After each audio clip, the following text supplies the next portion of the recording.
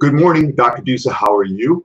Good morning. It's a fine Monday morning, kind of late for me, 10:15 a.m. What do I do for my morning routine? What do I do to enable myself to power through my day? Well, I'm sitting in my office here right now, and I often find myself in this office anywhere from 3 to 5 a.m. starting my day. That's just the way it is. It doesn't sound like I get enough sleep, but I have kind of conditioned my body over time to function very well with about 4, 5, maybe 6 hours of sleep. And believe me, I'm not saying I always get into REM sleep, that restful sleep. Sometimes my sleep is marked by tumult and unrest, and maybe even a nightmare or two. Who knows what that comes from? But my barometer is how I feel. So how do you prime yourself to feel better or good for your day? A lot of people I talk to, they don't allow themselves to start feeling good until maybe noon or 2 or 3 when they really get the steam rolling. Me, I can't afford that because I get most of my thinking done and my work done prior to noon, well prior to noon. Most of my day is done, but that's already 8 hours. And for anyone who says they work 15 hours, look, how many of those hours are you? I'm talking about productive time. I do want to mention, my eyebrows are off. I did roll out of bed today, not too much hygiene. I have NFL star and Hollywood actor Pete Koch on today on the MTFU Longevity podcast at 6 p.m. I just want to mention, among other things we'll talk about, Pete has the best hair in human history, and I think he's about 57 or 58 years old. Pete can be like Poseidon in a cyclone, and he'd come out and he'd look, everything would be perfect. That's just later on. You may want to check that out. We're going to talk about longevity with him. So what do I do? The first thing I do when I wake up is I have about a liter of water. Why? Because I haven't had any for however many hours that I've slept, unless I get up and get a drink. But generally, we don't have enough. Do I have coffee? I'm enjoying some right now. Listen, I only drink coffee for the medicinal effect of caffeine. I don't like how it tastes, even if you dress it up. You go to Starbucks, you have a Luca, Venti, Mocha combo, whatever the hell. Number one, I don't drink it for taste. I drink it for that caffeine because it gets me going. I don't have too much of it. I will have sometimes a glass of water with some turmeric and some sea salt. Those things are very good for me. I've talked about why I do that in other videos. I will not have a Bang energy drink, a Monster drink. What else do you have? The Red Bull that gives you wings. Listen, those help some people. Or the 5-hour energy drinks. I know people that do 5 of those a day. Do you know how much caffeine that is? And listen, I don't deal in absolutes. Some people say it's bad for the heart. Well, maybe it is, maybe it isn't. If you have a proclivity to heart problems underlying already, then it could be. I can't speak in a wide swath. I can say this. As far as adrenal fatigue, we've talked about this. You're stimulating your adrenals to produce more factors that have more energy when you're drinking these things. You do too much of the speeders, the caffeine, the ephedrine, the energy drinks. You can go into something called adrenal fatigue, and you can really drop like a stone and feel like crap. Remember, we're trying to energize ourselves to start our day. Drink enough of those, you go into adrenal fatigue. Listen, it'll feel like you're never going to pull out of that rut. You're going to get depressed. You're going to drag.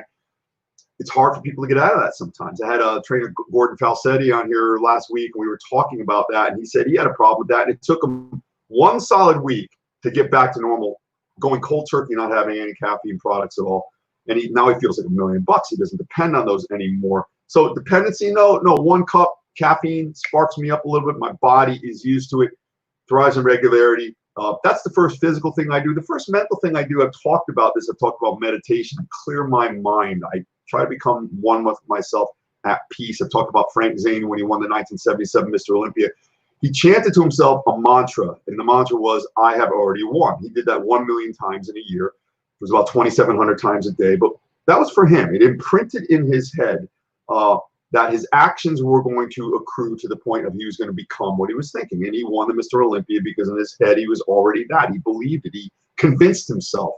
Hi, Betty. How are you? Betty Wiley. I know you practice good habits in the morning. You're up earlier than anyone. I get notes on here from you anytime at all. I'm like, is this lady a machine? Does she sleep? I know you're not a machine. Maybe that's just how it is in Texas. Go Texas. So getting back to that, clearing your mind, centering yourself. Listen, as far as meditation, it's not as kind of guru-like or helter-skelter or woo-woo as you may think. And you don't have to sit in the guru or lotus position. I can't sit in that position. It hurts my knees and my hips. That much doesn't matter. In fact, what I've been doing I go on my morning walks now. I've never walked. I used to kind of scoff at walking for exercise. I never thought it was enough. I mean, in the past, I've jogged, I've run. Obviously, I work out with weights. I do the weights intensely. I use the cardio equipment. To me, that's all exercise. Now, I've been walking partly because of the shutdown, but also the terrain that we walk 2 times a day equals about 90 minutes. The terrain is hilly, mountainous, curved. I mean, there's some challenges. GM, oh, good morning. Need some motivation. I can give you examples, but motivation wells from within, MotoGP. But welcome. I'm here for you, man. We're all working together to a better tomorrow, learning from each other. There's always going to be one little thing you're going to hit upon that's going to work for you. Never relinquish that. The body thrives on regularity. Stick with it. And don't tell too many people, because everybody's always going to try to pull you away. Just when you were out, they're going to pull you back in. Why are you doing that? Come with us. Eat some pizza. Do it tomorrow. No. Then your eyes are going to end up being the haunted sockets of a ghoul. That's what you're going to get out of that. Sadness. Listen to yourself, what's deep inside. So when I walk now, I chant my mantra to me. I'm not to myself. I'm not going to tell you what it is. Your mantra is for you. Hi, Felix. How are you, my man? Always working out. Felix is in his early 60s, and he's like a carved statue walking among us. He works on himself every single day. It's a lifestyle. Felix is fantastic, and he beat me in one of the last bodybuilding contests I went in. So I'll always remember you for that. So I chant my mantra while I walk. I do my morning walk, and I get back here. And then what I do, more clearing of my head. I answer all my emails in the morning, and in the morning only. So if you do email me during the day, I won't get to it till the next day. I don't allow those things to intrude upon the calm that I have cultivated in my head. In the morning, I've also told you, this is when I ruminate and have sadness, anger, anxiety, whatever I might be dealing with. I keep it with me for an hour or two in the morning. I may cast my gaze asunder, hang my head, shrug my shoulders, furrow my brow, be unhappy, be angry, trying to figure it out. Oh my God, what's going to happen? And then listen, I wring it out of myself. Like Tom Platt said, when you're working out, it's like a wet towel, and you wring it enough. You wring it so hard to get every ounce of water out of that towel. It's very hard to do. I wring that stuff out of my body until I attend to it the next day. If you're allowing that to interfere and intrude with you at all times during the day, you're never going to get anything done. So you have to be good at compartmentalizing in your head, which is what I do. So I get that out of the way, and then what do? I have my first meal. And lately I've been eating eggs, and you know, I'm a little more particular about the eggs that I buy. There's a farm market about a mile down the street that I've just discovered. I've driven by it for years, never paid attention. This guy has eggs grown right on his farm by chickens that run around and eat what they want and do well. Listen, you go to the food store and you buy eggs that were processed by chickens, unfortunately kept in cages, and you know, they're not eating well, they're not exercising and all that. Listen, when you crack open a farm fresh egg, free range, look at the yolk and how much different it looks than the other store-bought type where the chickens are not treated so well. The first one's pale, and the other one is as bright as the sun, the good ones. And you know what? I feel different when I'm eating these. I take a lot of probiotics. I will sometimes take flax. But flax is, listen, you don't, in order to remain, to increase your intestinal motility and to be more regular going to the bathroom, it's not like a one-shot deal. You take flax here and there. I take probiotics on a regular basis, drink a lot of water, especially when I wake up, and I'm regular every single day. I clean out the system, and that energizes me as well. So that's my first meal. I'm clearing my head. I don't work out until usually the afternoon. Right now I'm walking. Like I said, the gyms are opening up again this week. But I do all those things, and then I finally take a really, really cold shower. I get under the coldest water that I can for 2 minutes. It's a baptism of fire when you first start doing this.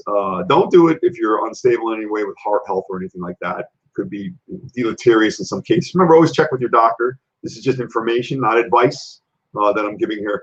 But I take that, I get out of the shower, I do 10 stomach vacuums. You can see me doing those things. Again, it helps center my mind. And then I'm ready to go, man. That's my day. You know, it's all done in a very short period of time. It's all done relatively at the same time each day.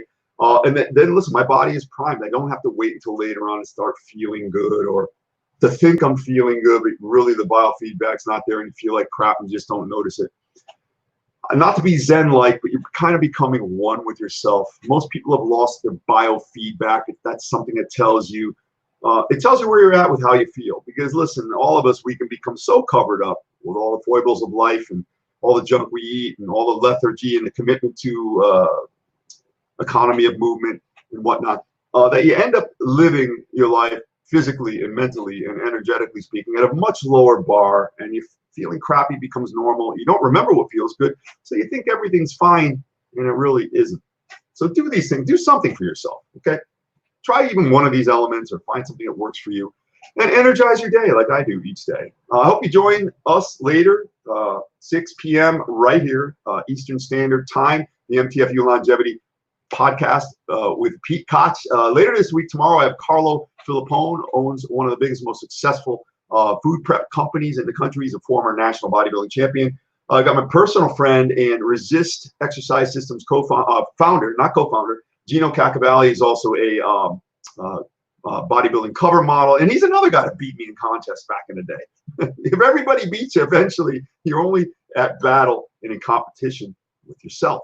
I know some of you think this is a granola or nonsense, but it's all true. You know, ultimately, you know, all those things you hear that you never kind of follow or subscribe to, listen, once you come back to the start, you realize, damn, that stuff was all true. And then I have a very interesting man and friend from here in the Northeast, bodybuilding 70s icon Skip Robinson, Mr. World and lifelong educator of young minds and teaching system. Great guy, does a lot of good things for a lot of great people. Skip really lives an idyllic life. You want to talk about waking up. He lives on a lake up in the north from here in Connecticut, and you know, enjoys a lovely cup of coffee. He goes and works out people, a beautiful wife, goes on his boat. Listen, it's like listening to your mama's lullaby, just listening to this guy talk. So I'll have him here on Friday, and a lot of other high-level, high-powered, very informative guests who can help you and I coming up in the future weeks. So any suggestions, thoughts, considerations, put them in the bracket here. I'll be glad to attend to them, and I hope to see you here later at 6 p.m. And you do enjoy your day and have a great one. Thank you.